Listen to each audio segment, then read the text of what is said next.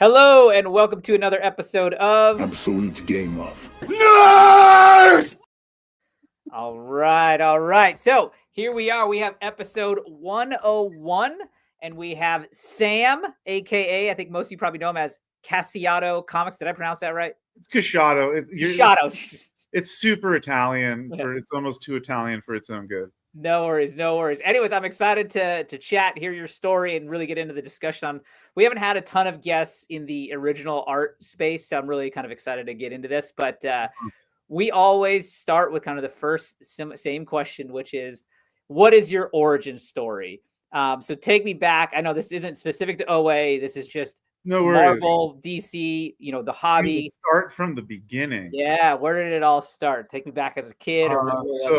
The first memory I have of comic books, it was 1996. I was 6 years old, and it was Batman the Animated Series. Oh yeah, I love that. That was my introduction to superheroes. And then I was hooked immediately. That will always be my Batman.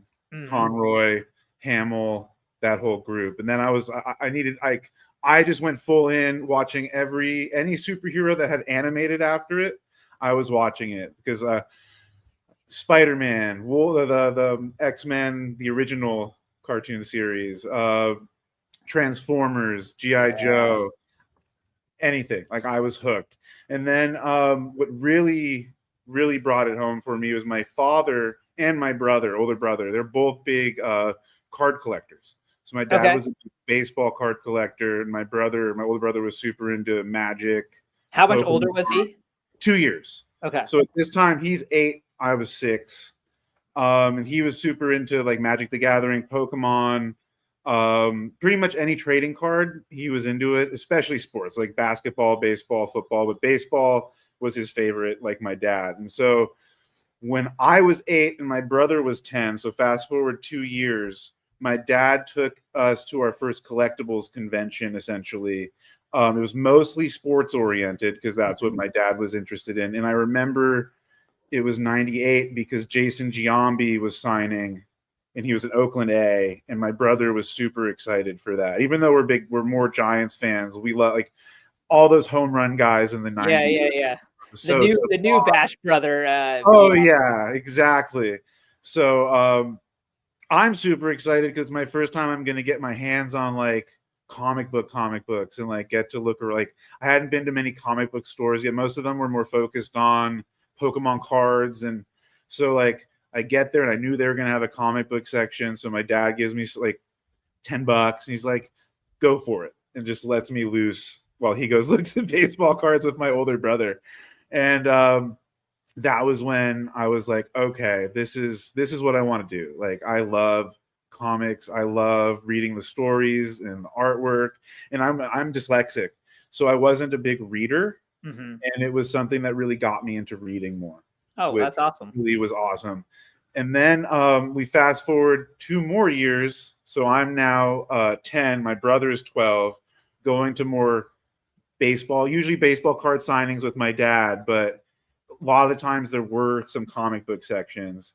And that was when my dad realized I was getting really into it. And he gave me the advice that changed everything. Hold on, real quick. I want to pause there. I just want to say, I'm a little older than you, but I grew up in the 90s as well.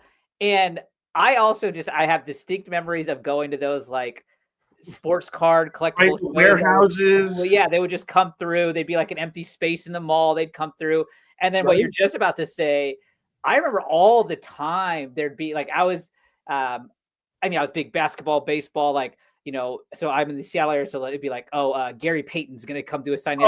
Do the super song at the JC Penney's, and we'd go and we'd wait 2 hours and like that used to happen all the time as a kid. They're starting to do it again. I wonder if it happens now and I just am not attuned to hearing about it, but like those are like core memories for me. Like, right? Oh yeah. I remember one time going to the Hollywood Video where I grew up, and Detlef Schrempf was there, and we waited 3 hours and we didn't get it. We like missed the window. Oh no! But like, always someone from NBA Hang Time. That name will always be synonymous with that kid. Yeah, and so no, I know exactly those experiences you're talking about. Anyways, I interrupted you. Go ahead. No worries at all. So it's at this point I'm 10, so it's 2000. My dad realizes I'm super into the collecting, like my brother is with the sports cards, and he wasn't super into the superheroes. Like as far as he got to, he liked Batman. As far as he got to superheroes, he collected some animation cells like Looney Tunes, uh, Dudley Do Right, stuff like that. But he understood that like the first appearance and origin stories were what he told me. This was the advice: was they're the rookie cards. Mm. They're what you want to go. You want those because they're the rookie cards of the character essentially. So I'm 10 and I hear that and I'm like, okay, I'm gonna focus on origin stories, first appearance characters, um, whatever I can with the Great money. advice. That oh yeah, because he was a smart collector, um, and so I took off with it, and I never stopped collecting. My mother knows that because she helped store a lot of my stuff. Um, and then so I collected comics. I collected everything: Funkos, Mondo posters. My collection was very different up until I mean, very different compared to now. Up until about 2017, 18, when I was losing a little bit of the infatuation with how the comic market was. Um, I can pinpoint the moment in 2017, 18 when the Dark Knight's Master Race 3 books came out, and there was like 30 variant covers for each book. And I noticed myself having like, I have 15 copies of one book if it's just because there's a bunch of different covers. And I was like, I think I want to do something different.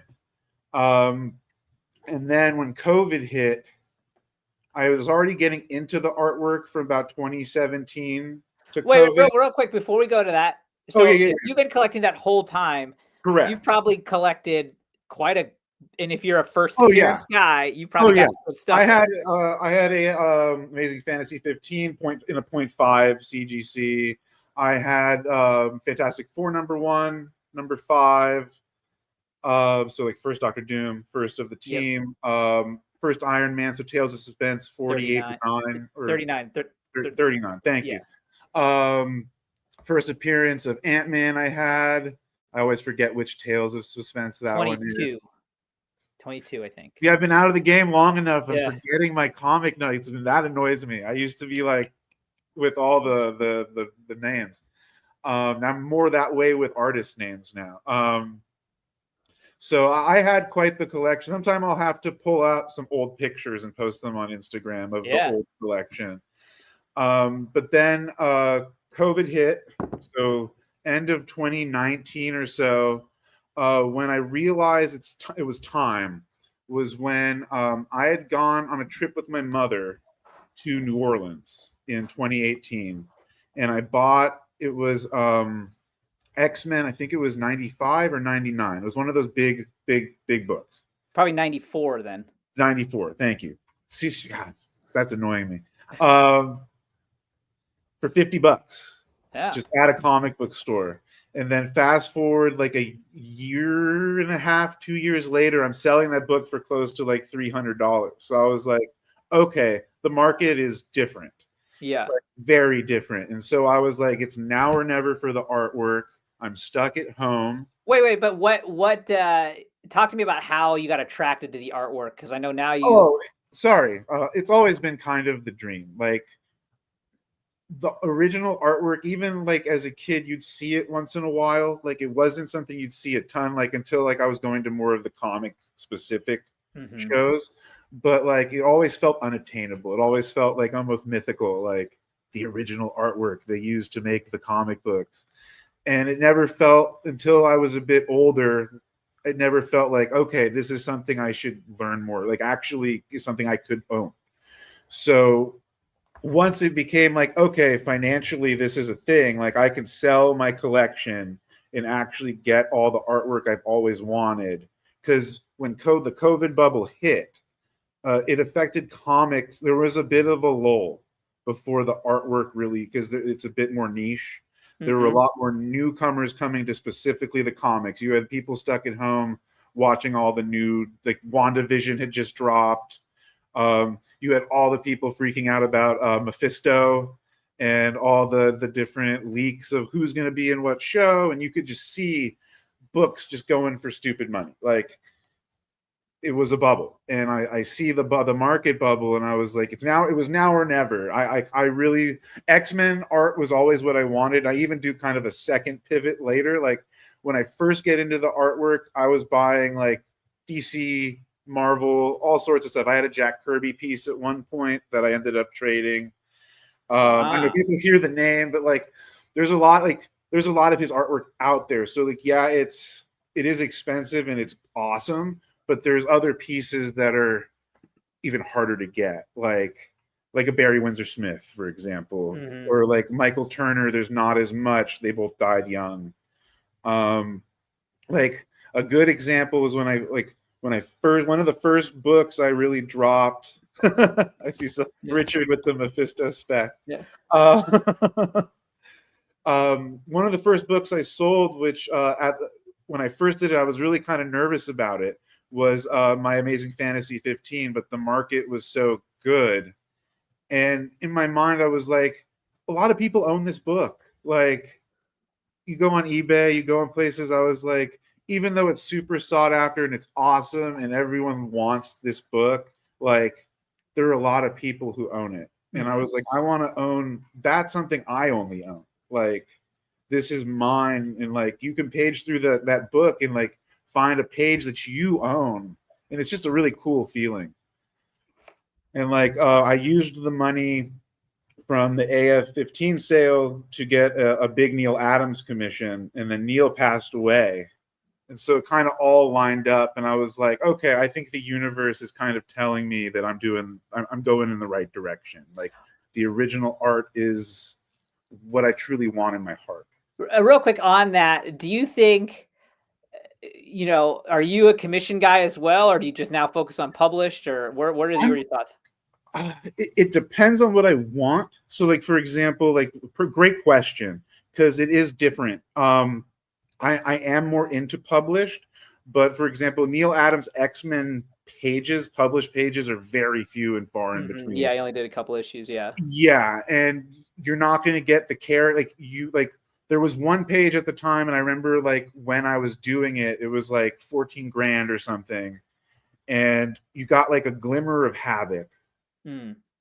But there wasn't much. Like, it was a cool page, great artwork. But I mean, because he did Havoc's first appearance, so it must have been a patron. Exactly. It's super sought after, obviously, because it's his character. But I wanted like a lineup. I wanted like a big piece by him, so I was able to commission that and get like, I took a page out of the Marvel handbook that Joe Rubinstein did, and I had them change a couple things, but it's the quote unquote Neil Adams X-Men team. Yeah. It's for those who've seen the thumbnail, that's what I use. It's a great piece. Oh yeah. So it's yeah. So that one, and then like I said, then Neil Adams dies like 6 months, a year later, and then I'm thinking like, okay, like these, like, they're not immortal. Like, that's another part of the artwork. Like, getting to like, it feels like you're continuing the legacy. You're curator of history. It's like, I've gotten really into curation and doing the framing myself, and it becomes its own little separate hobby besides just hunting the artwork. Like, you almost become a little bit of your own museum curator, and that in itself I love doing. It's, I mean, when you follow people that get OA, it's like you get a post when they get it, and they get like a proud post when they like have it framed. So like, exactly. And like, there are a couple of pieces I got framed professionally, but majority of my collection I framed myself. And now I'm super into hunting down like vintage frames and repurposing. Like, a lot of frames made now, it's all recycled material, which is great, all for environmentally friendly and stuff. But like, older frames are cool. Like, you could feel like it's the old wood and how it was put together. And like, so a lot of my pieces are in old frames, and like, that's something I really enjoy doing. So when you get into original art, you'll find yourself into weird little niches of yeah, you know what's, and that's something I've kind of really, as I've started to kind of start to delve into the original art space, is something that, yes, of course, everything is one of one. However, like there is, when you think about it, like there is so much, right? Totally.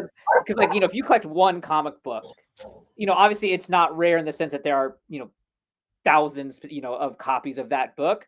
But when you think about the OA, right, that means there's going to be, let's say 16 or 30 individual, hypothetically pages that come from it. Oh, So yeah. when you mass that over, like, I found like when it does come to OA, like there is just like just how you collect with comics when you're like, I want to collect X. Same with original art. You gotta like pick a lane. True. Because you could easily get spread thin, and then you're like, I have this collection of random stuff. That's a perfect segue act, because like originally when I got into art and I didn't know exactly what I wanted or what I was doing or where I was going with my collection, it was a learning curve. Like it took time, it took research and mistakes, and trying to rectify those mistakes the best I could. So like a good example, where am I going with this? So real quick, let's answer this question. So yeah. Richard's asking, as an OA collector, does anyone want to collect the whole comic book OA?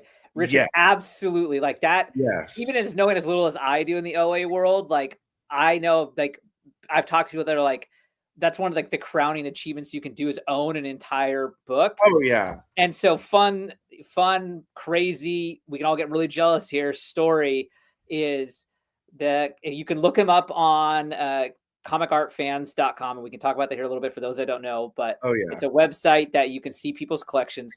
Go on there and look up a guy named Tom Fish. Tom Fish owns, you'll see it on his page, he owns the Jim Lee X-Men 1 OA, and he owns every piece of original art from that. So he owns the entire 4 Gateway Fold cover, which you can see on CAF. And if you remember, that book had several different pinups inside. Yep. He has the OA of every single pinup, and he has every page of that entire. He owns the entire content of that book. And from what I've heard, Jim Lee's tried to purchase a lot of it back and has not been able to. I don't even let it go. Yeah, I don't know how this guy did it, and I don't know him personally. I saw Calf actually did an interview with him a couple of weeks ago. You want to check that out. But I've perused, I've gone down the rabbit hole of his page. I mean, it's one thing to like collect a whole book of like, let's just say just like a random book, just to to do it for like that book, which is the most popular book of all time, is sheer absolute insanity. Crowning achievement just in and of itself. If that was just your whole collection, unreal. Yeah. No, yeah, like when you can pull off a whole, like just like how people want to collect a whole run of comics, like if you can own a whole book, that's why not? That's the dream. Like and I know, like I know one of the guys you were going to mention, in terms of people you can buy from, Ramita Man. He owns, I can't remember which Spider-Man book, some Silver Age Spider-Man book in its entirety as well. So. He's a big Ramita and Ditko guy, so I would be probably going to be a Ramita book or a Ditko book.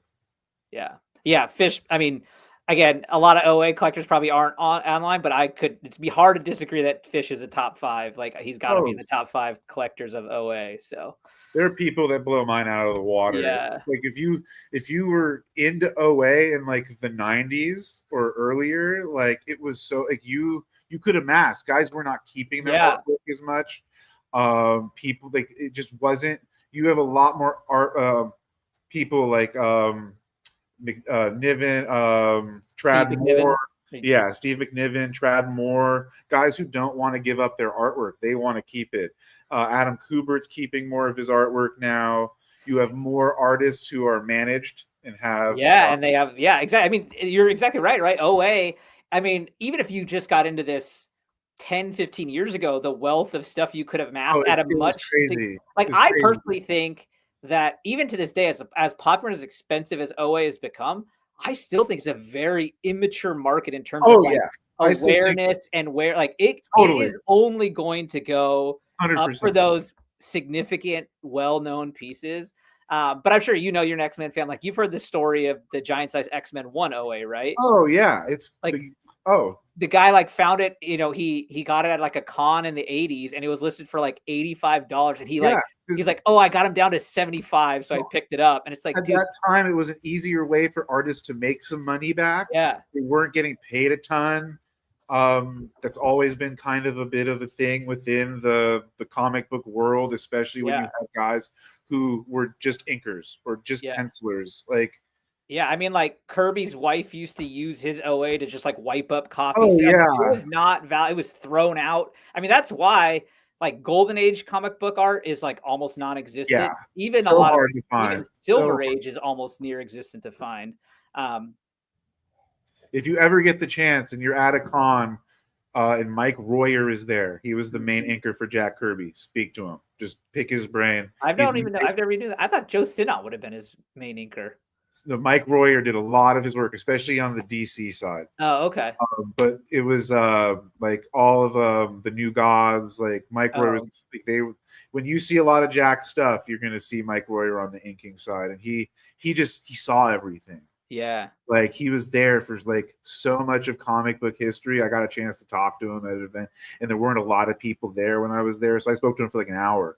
Oh, and nice. it's like story after like Jim Shooter and like just throwing out names, just like, wow, you were just you saw everything. Yeah, that's great. I didn't know that name because I don't really know much of Jack. I don't know his DC stuff well. But I'm definitely gonna, if I go to a con, I'm gonna look out for that. When name. you get into OA, you learn a lot more about the process and about how many people it took to make one comic book. Mm-hmm. Like, especially when you had more, like, especially Silver Age 9, like before, like more modern, you didn't have as many guys like J. Scott Campbell who did all his pencils and inks. Art Germ Lau, a lot of the people who are like bigger names now, Tyler Kirkham. Ryan Otley's doing it more now, where he's doing more of his own inks, but Cliff Rathburn did a lot of his on Invincible. But like you had a lot more people involved, so like the pencils went to the inker, and then like the inks went to an editor, and the editor is going to go talk to the writers.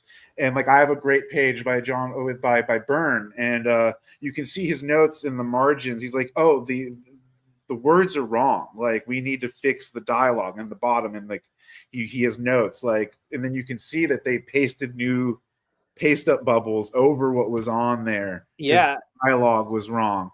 Like it's cool to see their process and how many people it had to touch before it got made. Yeah, and it's good to know if anyone is, that ends up watching this and wants to be like, sometimes you got to realize like, a page or a card or something, it could actually have multiple pieces of OA associated with it, because you could have a page that's just pencils, right? And then there would be a separate page that they made a copy of, and then that was the ink. So that's blue lining. Yeah. So that's a whole process. So like, especially in more modern artwork, you're going to see blue lining, where the pencils are done separately. Then a scan is sent to the inker, the ink. So they call it blue lining because it's usually done in like a blue, or like a slightly blue hue, because like when it's scanned again, it doesn't pick up any of that marks. Yeah. Exactly. So like a lot of that is done seals. Like whenever you see a pairing of the pencils and the inks, that means it was blue lined for the inker. Totally. Yeah, for sure. I've started to learn a little bit about some of that kind of stuff, so it's definitely cool. And like, how do you view, like, I mean, I would assume like pencils is probably like the primo, or like a pencil and ink, and then maybe the inks, and then the colors. How do you kind of evaluate that? So it depends. So it always depends on the artist and what's going on. So it's very particular in comic book artwork. So it's interesting. So like, for example, I have one color guide in my collection because it's by Barry Windsor Smith. And he did all of his own painting. It's over my shoulder here. Yeah, I could see it. Yeah, so like I don't know if I'll ever own pencils or inks by Barry, because his stuff is so hard to get, especially if you want a Marvel Comics Present Weapon X piece. But like I was able to get a color guide for a reasonable price, because it's just it's his paint still, and it's still his work, and he did it, but it's just the colors. So talk to me real quick about the color guide, because they go for quite a bit less oftentimes. Right. So as I understand it, a color guide is something that is, the page is colored, but it's just like it's what they use to set the printer to, or can So you talk to me a little actually, bit more about that? a lot of the times the colorists, the colorists will be sent how the editors want it done. So they'll get sent a scan of the pencils and inks done, and it's in a smaller format. A lot of color guides will come by, I think they'll come in 8.5 by 11, more like the size of the comic book. And then they'll color it based on how they've been, like, either they've been given a color palette that they're supposed to use by the editors and by the other artists. Sometimes they're given a little more free reign, like Barry was, but when someone's given a little more free reign, it might look different from how it's actually published. So like my color guide, the colors are slightly different than how the published book came out. They're a little darker, a little, like, some things were slightly changed. A lot goes in. So the color guides are usually how they want it to come out when it's published. So you're not going to have any pencils or inks on the color guide. It's just going to be hand colored by the colorist artist. Mm-hmm. Usually you'll already have the all the words already on it. So it's almost a completed piece just for the colors to be added. Got it. Okay, so it is actually fully colored by the colorist, and then they use that Correct. to make the page. Unless you have someone like like a good example, Art Germ, Stanley Lau does a lot of all of his work, and then he digitally does things like, so it's very different for someone like that doing his covers. He's doing everything, unless it's specifically colored by somebody else. But most of the time, if you see a cover by Art Germ, he's done the pencils, the inks, the colors, the paints. Then he's also done some digital work. Yeah. Okay. Real quick, we got a question here from Richard. We have comic book scams. Do you have scams in OA? Not nearly as frequently, because there's not much of a, like, would be the best way to explain this. So I feel like most of, like, the weird scams that happen, like little bit of market manipulation here and there. You'll have some in cahoot stuff with CGC and certain more high profile people. I don't notice that as much in comic book artwork, because you're not sending things off to be graded. Like, there's more of a factor of it. It's really hard to fake this stuff. It's really hard. Like, if it's going to be a scam, it's usually going to be someone like a seller. You didn't do your due diligence, and like you send them money and they don't send you the artwork or something like that. It's rarely going to be something like, oh, can we trust this is 9.8 because now they're doing these 9.9 screenings and you can pay a little more, or these little things that can make you feel like. And I do not knock people who collect comics in any way. I love comics. That's why I'm here.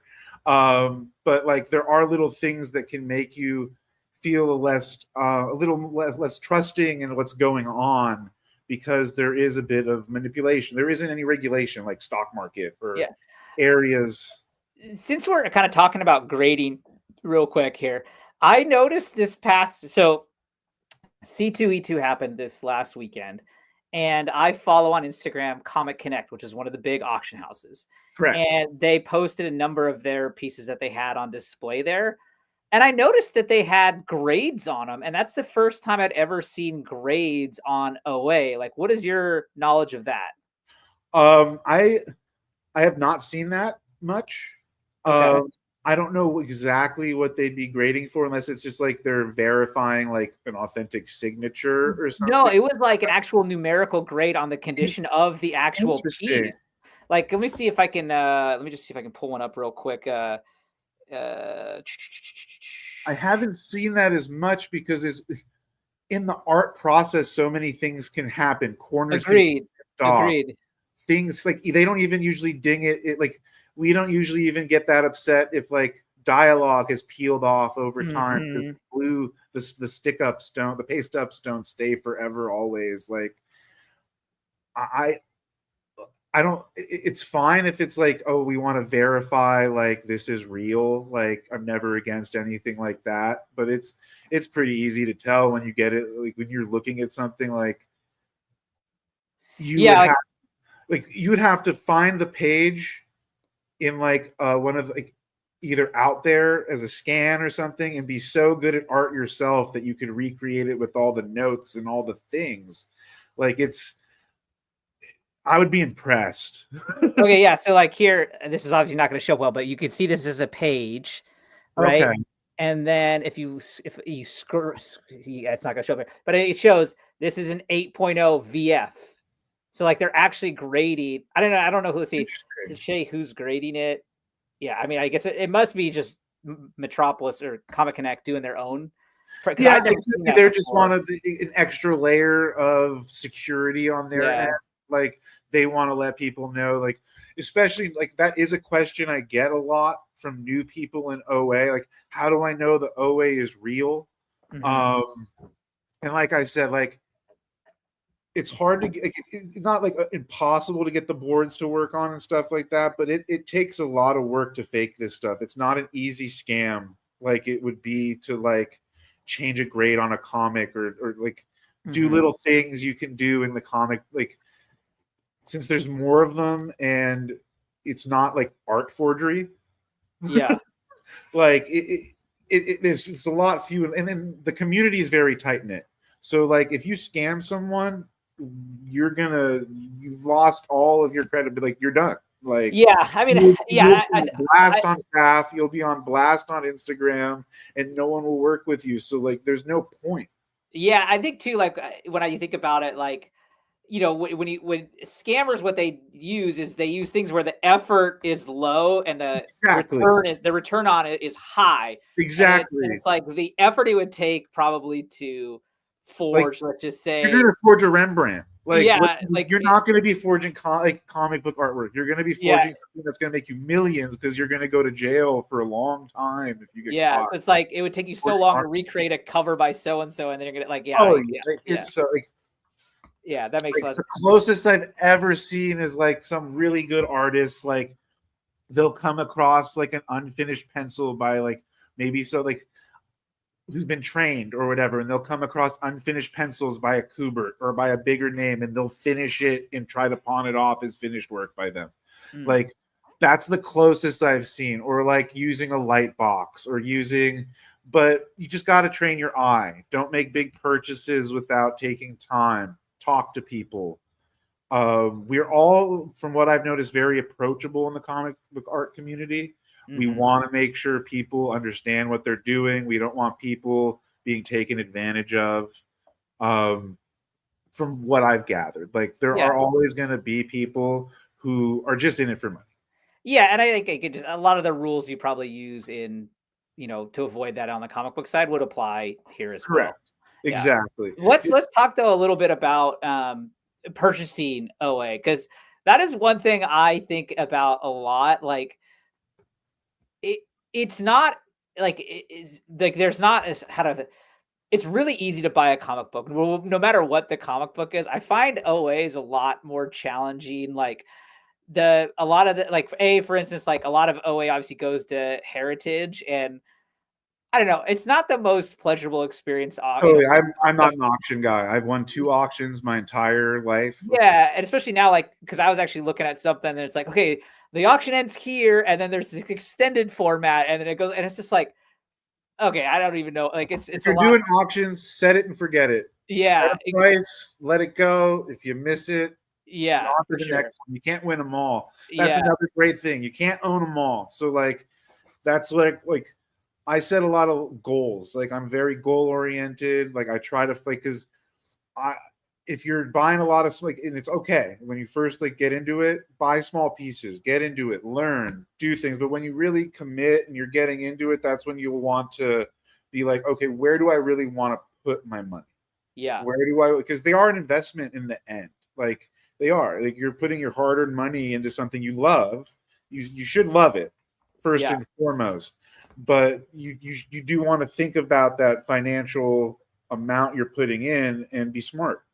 Yeah, and then I was gonna say, so then if you don't want to do the auction thing, there are a number of OA dealers, and I don't know them all. Totally, I can rattle off a bunch for you. But I just want to so many of them have just like archaic websites. I mean, very 90s HTML. Yeah, and it's like, and then not only that, I mean, like again, like there was one I'm not going to put anyone on blast here, but like at Terrificon last year, I had a conversation with someone about a piece that I would be interested in getting. And it was just like, I did not enjoy my conversation with him and his like, it was not, I just find like the few dealers that I've seen like there, it's just like, it's like, oh God, like I wish there needs to be someone, we need some new dealers in this space. I feel like, because like in the end, their job is to make money for their artists, which I get.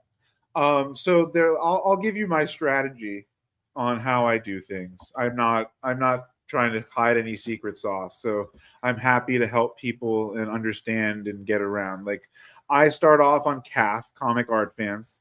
What you want to, if I bring it up here on my phone, I can actually make sure I use all the verbiage right. It's already brought up. Like I check it 3-4 times a day because you can, again, we talked about it earlier. If you guys don't know, if you want to look at comic art, go on comicartfans.com.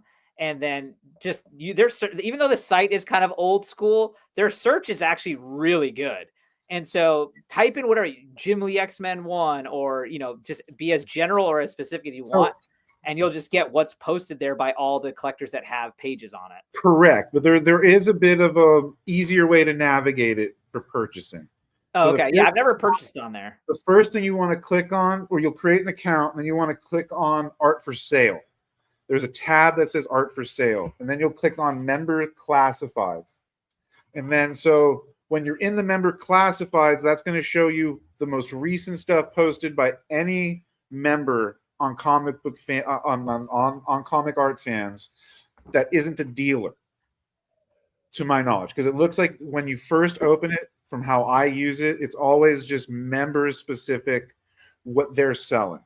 But then if you search in the Comic Art Classifieds, let's say, like you said, search Jim Lee, you'll then get a tab. You'll get a bunch of Jim Lee artwork for sale from members, but then you'll also get a tab that says dealers results and members results. If you click on dealers results, it's going to give you all the dealers. You'll get Ramita Man, you'll get Panel Page, you'll get Quan Chang, you'll get Anthony's comic book art, and you'll even get eBay. eBay will show up there. That's a good place to check for dealers. I like to cross-reference. And then the members tab, the members results, will show you every piece of artwork, whether it's for sale or not. So that's the easiest way to get it. So like, I'll usually go on, check what's most recently posted. Then I'll check for my specific keywords that I'm looking for in my list of art. That's like right now, top of my list is a James O'Barr crow painting. So that's what I've been searching for right now. So do you exclusively buy only off of CAF then, or through CAF? No, I've dealt with many of the dealers. I've done a lot of trading with dealers. Actually, that's something I was going to bring up. Once you're in, you have art. One of my ways of like correcting mistakes that I feel are mistakes in my view, or trading, I do what I call consolidation trading. At the end of each year, I look at my collection. A lot of these dealers want more stuff. Like they want things to sell. If a piece has been sitting there, a bigger piece has been sitting there a long time, they don't want to just have art sitting in inventory that's just not going anywhere. So a lot of times I'll look at my collection and I'm like, okay, I don't need, like, these don't speak to you as much anymore. Yeah, like I can package these and see who, like a perfect example. I got an Alan Davies cover. It's a X-Men Wolverine cover, Professor X Wolverine cover. I love it. I traded like 8 pieces for it. 8 lowered, like it was at the time it was a $10,000 cover. I did not have $10,000.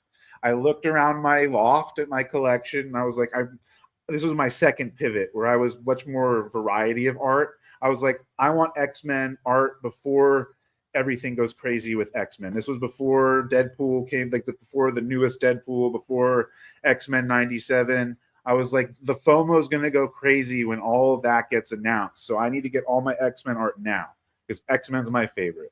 So I looked at my collection. That was when I traded the Kirby. I had a Bob Kane Batman piece, not published or anything, but it was a sketch.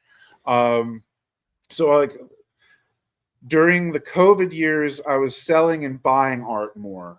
when the COVID years started to dwindle and there wasn't as many people buying the comic books, that was when I made the pivot of like, okay, I can make some trades here and consolidate and get bigger pieces. I got my my Joe Madureira Deadpool Circle Chase page via trade. I got my Paul Smith Uncanny X-Men page via trade. And these are all usually with dealers. Actually, the Paul Smith one's one of my best stories, actually. Let me, if you don't mind. Yeah, please. This is actually a fun story. So I'm perusing CAF. I want a Paul Smith X-Men published page, which are not easy to get. They're very few and far in between. They sell for a lot. I found one that I wanted, had Magneto. It was everything I wanted. And I just cold called the guy on CAF. He didn't have it for sale. I was like, hey, would you sell this? What's your number? And he was like, well, I just turned down a $10,000 offer. And I was like, shit. Oh, sorry. No, you're fine. You're fine. I only got 7,500. And I was like, okay, is there anything you're looking for trade-wise? That's another great thing on CAF. If you go under art for sale at the bottom, there's also the search and the all wants list. That'll show you people posting like, this is what I'm looking for. Anyone looking to trade or anyone have it for sale. Another great way to find pieces. So I asked him just up front, any art you're looking for? And he was like, I really want a Bill Sienkiewicz Moon Knight. Like, if you have like a great splash or something, I'll trade this to you. And I was like, I didn't say this to him. I was like, in my mind, I was like, I don't have this, but I know Albert Moy does. And Albert Moy has one for $7,500.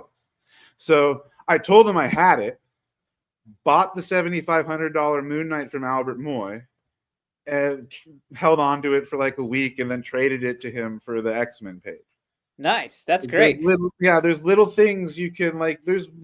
It's all about patience and kind of finagling and finessing. And can I ask you, what have you found in terms of like negotiating leverage? Now, for example, with comic books, something that I like to do, if there's a book that I want to acquire, what I'll do is I'll try and find, who's has it for sale on Instagram, and I'll look up, okay, you'll see them posted, when they get posted, and I'll wait to see one that like, okay, this one sat for 2 days. Because I kind of find like on Instagram, for example, when it comes to claim sale posts, typically a book will sell fast if it's priced to move. Otherwise, it'll sit there for a couple days. And once I find a book I want and it's been sitting there, that's when I come in and try to like make an offer kind of thing. And so, you can have success. So do you find OA dealers are okay? Totally. Okay. Totally. It's like I'll always say this: you can't hit the pitches you don't swing at. Yeah. Just shoot a number. Like, they would rather get money than have something sit there forever. Or like I said, like, I'm a big trade. Like, I trade up constantly. Like my Sam Keith Wolverine, probably the best trade I ever made ever. That was like another thing I do with my quote unquote consolidation trading is I fix mistakes. I learn from them. And for example, if I overpaid for a page, like the Sam Keith Wolverine, I super overpaid when I was first really during COVID, super getting into OA. I wanted a Jim Lee page so bad. I just wanted it. I didn't care. And I found this beautiful Punisher page. It was awesome, but I vastly overpaid for it. Like, for sure. But fast forward a few years later, I'm able to package that Jim Lee page, the Punisher page, and get my Sam Keith. And for me, that's arguably one of my favorite pieces in my collection. I've been trying to get a Sam Keith Wolverine since I saw it as a kid, and it blew my mind.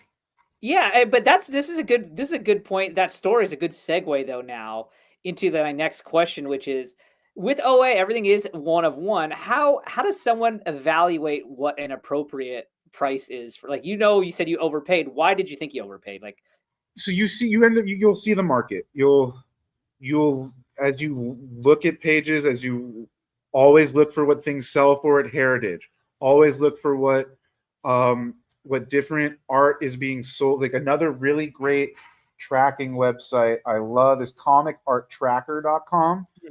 You can use that. You can search for artists or characters, and it'll tell you what art's been sold, how much it's been sold for. A lot of the times it'll give you what's available as well. And it's just like this. It's just like housing market or stock market. Or I got really into economics when the 2008 housing crisis happened. I watched so many documentaries because I was fascinated by market bubbles, and that was part of the reason I understood what happened during COVID. Was I saw the bubble. I saw that it was a market bubble, and that I could exploit it essentially, to move into the art world.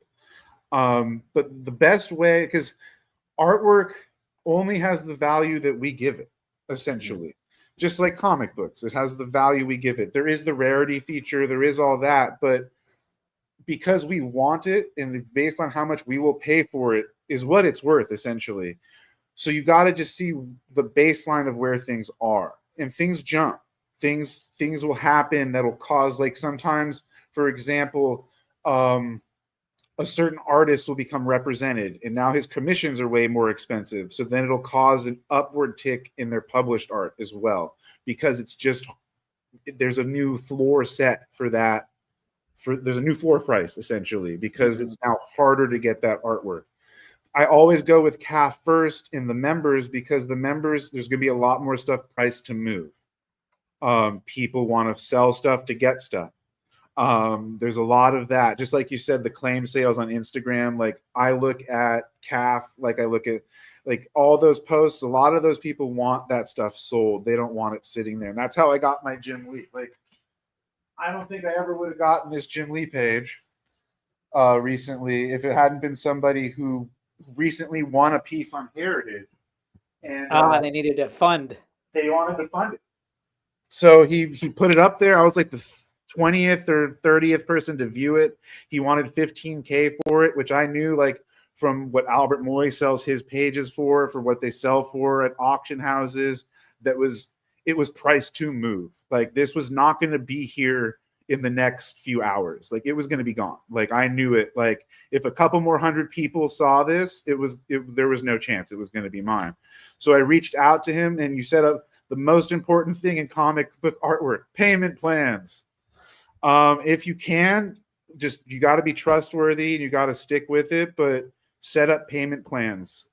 Most artwork dealers, sellers are all for it. Like, I'll pay you X a month until it's paid off, and then you'll send me the artwork. Like, I can't tell. I think everything in my collection has pretty much been like, I don't have, like, when I was selling all the big books, I had the money to just be like, okay, I'm buying that, just straight cash. I'm buying, like, I would sell like my Fantastic Four #1, and I knew what artwork I was buying with that. Yeah. So, and Richard, I am going to bring up your question here in just a second, but I was going to say on that, like, I do think one thing that's cool about it. So I would not advise the plans on comic books, especially like right now, because we're in a time when the price is going down and still going down. So it's like, let's just say a book is $2,000 and you get a payment plan on it. By the time you pay it off, you may have been able to get that book for $1,700, right?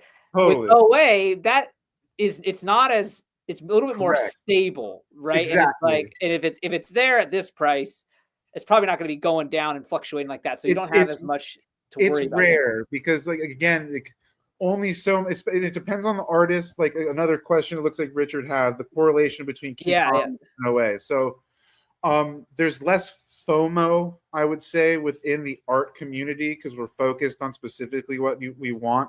There are people who just want to buy everything, and that happens. Like, I have a comic book art group, and we're always talking about, like, just don't look at the auctions, just don't look at them.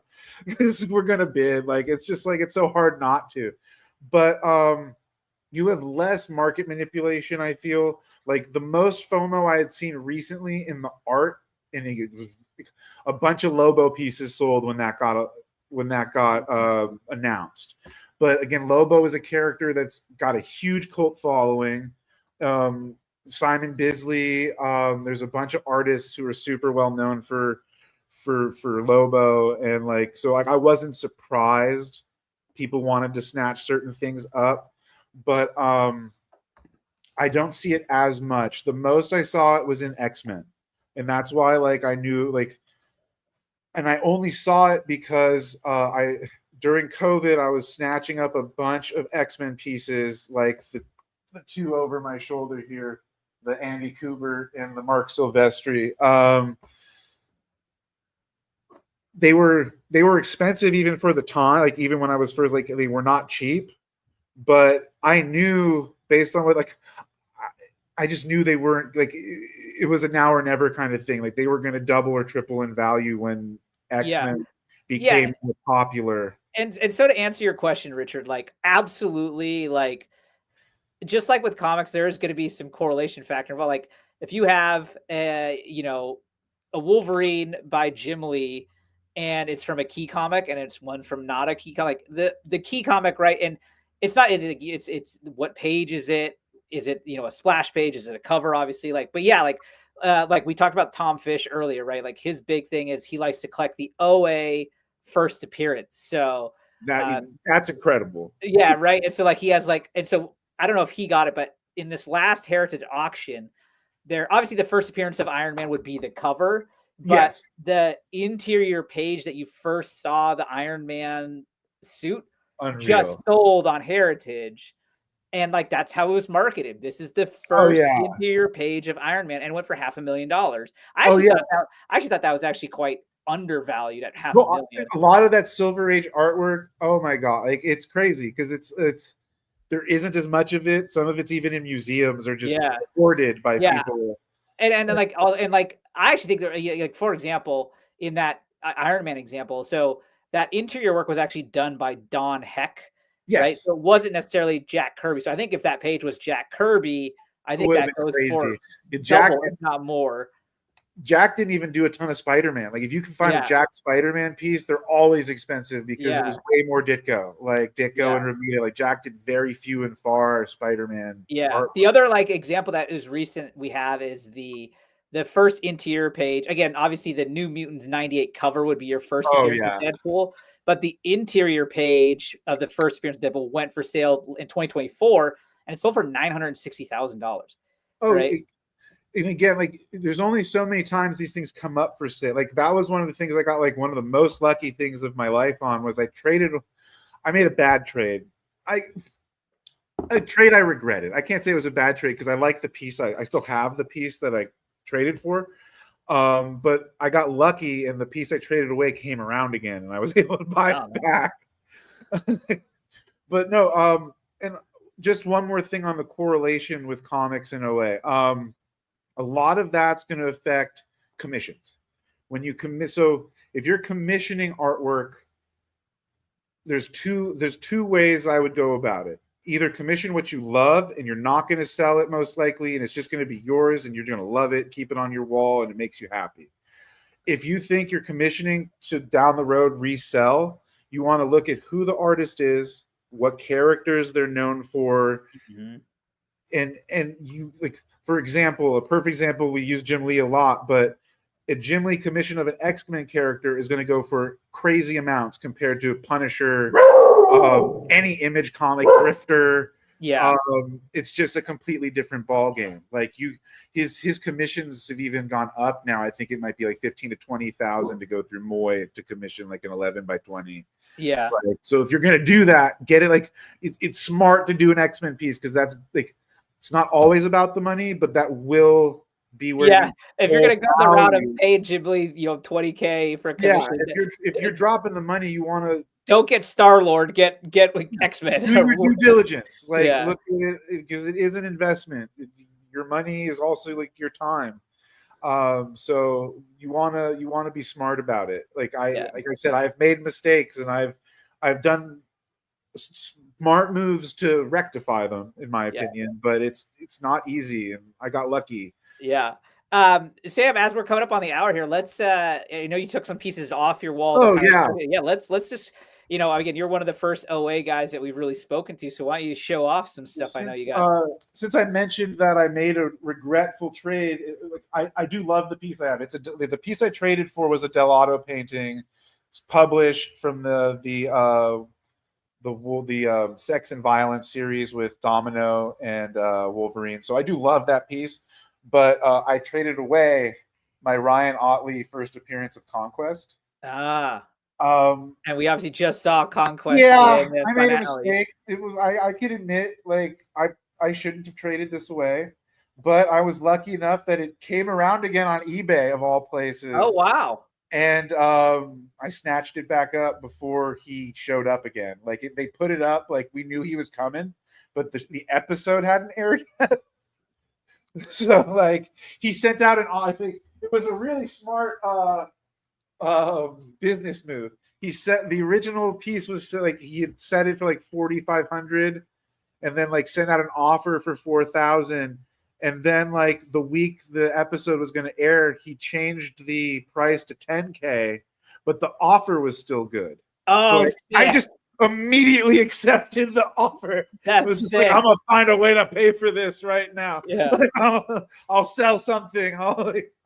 That's awesome. Yeah, and like sometimes things will just catch you by surprise too. Like I did not expect the Barry Windsor Smith. But here's another one. Let's go. Let's give the ladies some love. Here's a Peach Momoko cover. Yeah, nice. This Marauders #9. You got Bishop. You have Captain Kitty Pryde, and then like an interesting version of Dakin. I love how she drew Dakin. So it's another fun one. She does. So this is another example of someone who does all of it. So like when this is published, she's done the inks, the pencils, the colors, all Peach. Yeah, Richard, I responded. Sam is definitely on Instagram. That's how I found him. It's the name that you see there, Casciatocomics. And if you have any questions, anyone watching, feel free to DM me. I'm happy to help people navigate the OA world. I have a lot of information stored in my phone. One day I should just write a book, probably. So here's another. This is the J. Scott Campbell 2017 X-Men Blue #1 cover.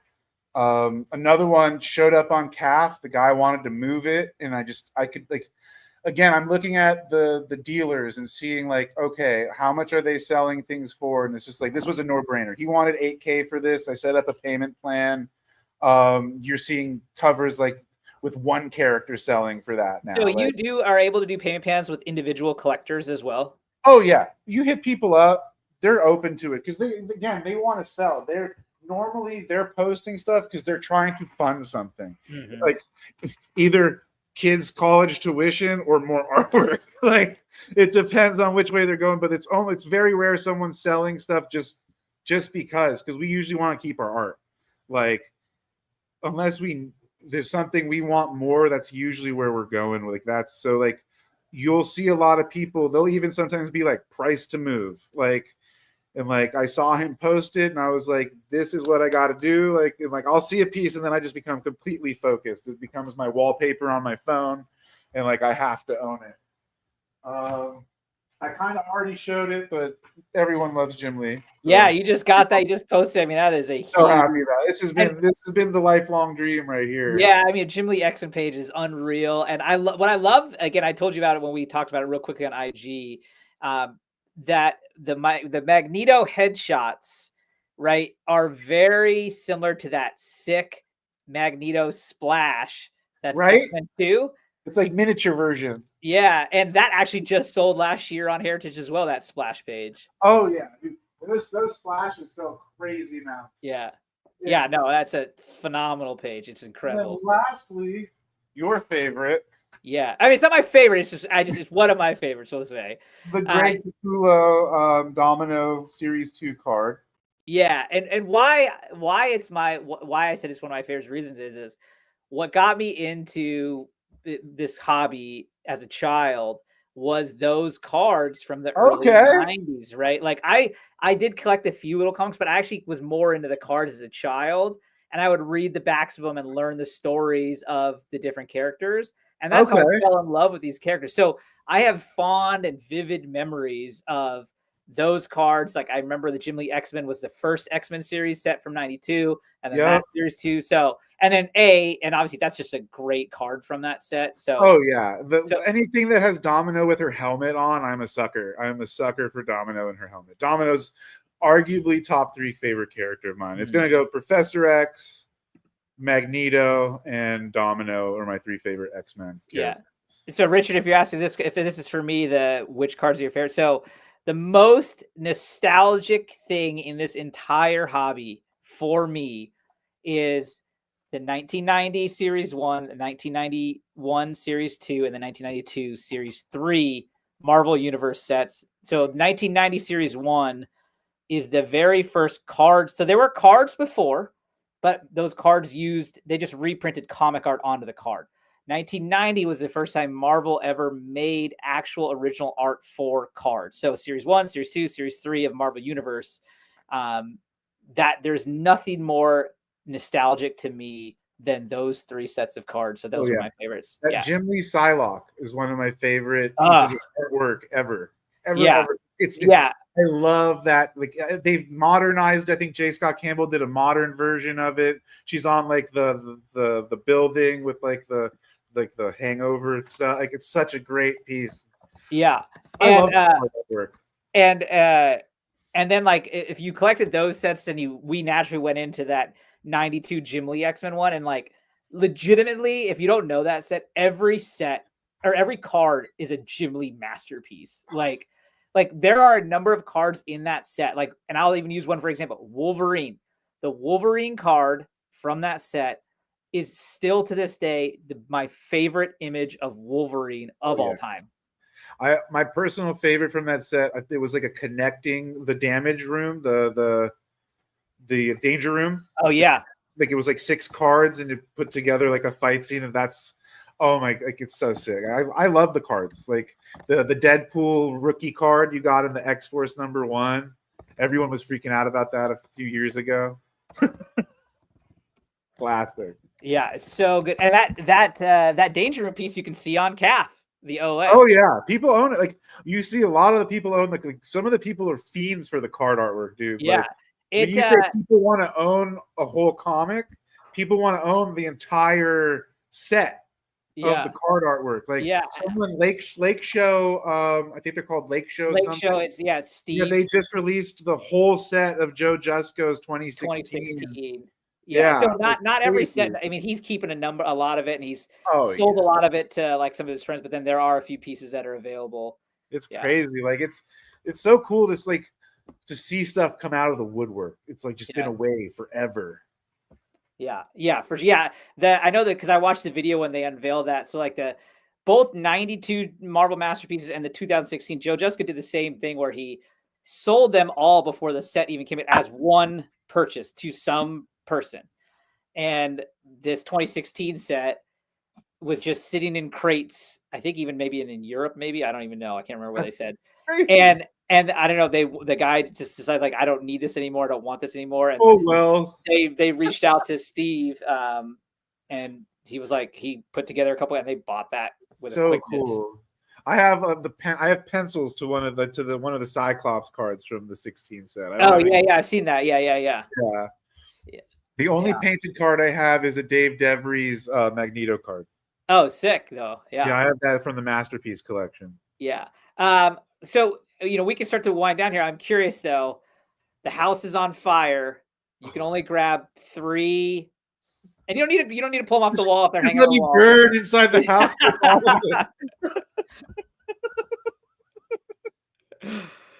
I can only grab 3. Yeah, what are we taking? Oh my god. Sam Keith Wolverine, Jim Lee X-Men. Oh, the third one's the hardest.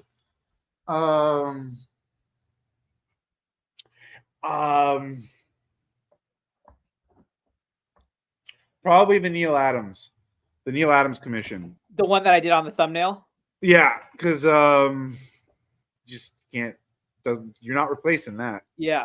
It doesn't exist. Yeah. Like few and far in between, I might be able to get like other pieces to replace it, but like those 3, I'm not getting back. Like, so I think that would be the move. Those 3. Yeah. But I would be I'd be grabbing a cart and just shoving everything. For sure. Yeah. No, shooting them out windows. Yeah, it's a fun question to answer. Um, yeah, did we miss anything or we covered? I think is that everything that we wanted to discuss today? I could talk about this for days. Yeah, Like I we'll know. have to do Seriously, for another real. episode down the road because Yeah, no, like I absolutely want we to. still have Yeah. to get into like more of the art process, and there's other things like definitely more to talk about. But I think this was a great first round. Yeah, actually, let's finish off with this. What now? You did just get the Jim Lee X-Men piece, so maybe that's obviously one. What would be a couple other like holy grail level pieces that you could theoretically like some stuff like for example, someone's like, "What's your grail comic?" Like, oh, obviously it's like Action One or Tech Twin, and it's like I don't know if I'll ever be able to buy a comic for millions of dollars. So like that's not necessarily realistic. Even though I I would believe that there's a love lot to of own a Frank Quietly X-Men cover from the Grant Morrison run. okay. That's a dream. A Todd McFarlane Wolverine piece. Do you have any would Todd be- McFarlane stuff? I'm curious. I have a Spawn piece Nice. that was inked by him, but I don't have any pencils by Todd. Todd's pencils are hard to I get. imagine they're pretty He's a hoarder, dude. pricey, He yeah. keeps so much. Oh, good for him. Not that I want him to die, but when he dies, there's going to be so much art. I feel like that comes out the woodwork unless he already has it going. Have you seen that video of him from a couple years ago at New York Comic Con where he's like doing the signing thing and a guy walks up with the OA to Batman 423? Oh, dude, he's just like pictures and Yeah, that's yeah, that's one thing I like. I have an ankle problem, but like it's starting to heal up. I missed all the cons last year, but I really want to get out and get things signed because it's fun seeing the artists when you have pieces like they're like, I remember this. Okay, so you got Frank Quietly, the McFarlane Wolverine. Did you say? Yeah, any like a nice '90s McFarlane Wolverine, Barry Windsor Smith, like anything Wolverine that's pencils and inks. I would love a Frank Miller Wolverine.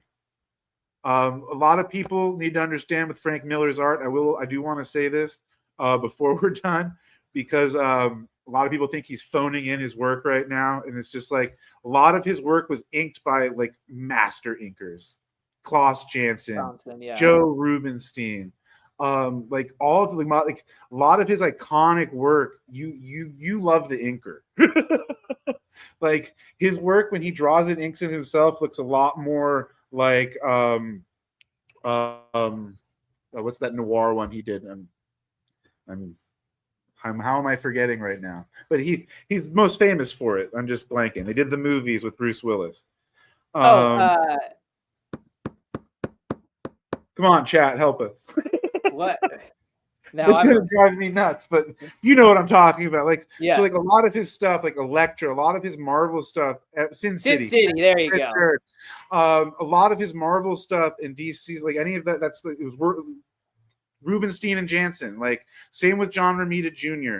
Like, a lot of his work that he inks himself looks very different than if it's done by Klaus Janson. So like when you get into artwork, you want to understand like what inkers are doing what as well. Like the inkers need more love. Yeah. In my opinion. They bring out so much. I will tell you, some of the inkers themselves are phenomenal. Pencil, like for example, so one thing I like to do that I started doing this past year is I have a sketchbook, and when you go to these cons, you can get small commissions. I'm not trying to get anything like major. And so it's just like a small book. I usually get like headshots. You can get them for like $100 from all of these guys. And two of my favorites are, I have a Thanos by Joe Rubenstein that he drew and then he inked right there. Artist. And then Bob McLeod did a Nightcrawler for me. And a lot of his work has been just inking. And he's obviously done a lot of penciling too, but like he's also really known. And so like, and like one of my favorite, like I love The Thing. And in my opinion, my favorite version of The Thing are the ones you see of sketches done by Joe Sinnott. Yeah, 100%. Oh yeah, because they give it life. Like the pencils are beautiful. I love the pencils, and there's always something like I love tight pencils. If you can do tight pencils, it's one of the coolest things in comic book artwork, where it has so much of the detail you almost don't even need an inker. Mm-hmm. But the inkers, like Mike Royer calls it embellishment. Doesn't even call it inking because you're embellishing on what's already there. You're bringing out the soul and bringing out all the most important pieces of what's on the page when you're inking. And like that's why like so many beautiful pieces where it's just like gritty, and like those 90s pieces just have beautiful ink work because it's just so intricate. Yeah, absolutely. Scott Williams. Yeah, Scott Williams. Yeah, Terry Austin. Yeah, like Mark Farmer. There's so many great inkers. Then they just need more love, because the pencilers they're the rock stars, but the inkers I really like. Klaus Jansen's one of my favorite artists in comics. Yeah, awesome. Like everything. Like you look. Sorry, I know we're running over. Oh no, you're good. You're good. Dark Knight with like all of John Romita Jr.'s stuff, all like the super famous Wolverine series. That like Rubenstein worked on it as well. Like it's just so many great pieces that they worked on. For sure. So Sam, obviously, as we shared earlier, him on IG is Casciato, as you see there, spelled comics. And what is is it the same name on CAF? If you look up my name, Casciato, it'll show up on CAF. My CAF is not as curated as my IG. I need to do a better job and remove stuff that I've. If you go on my CAF, you'll see how much my collection has changed, because there's a lot of stuff that's not in my collection anymore. So I might leave it so you can see a bit of compare and contrast. Yeah, absolutely. Awesome, Sam. Thanks so much for coming on.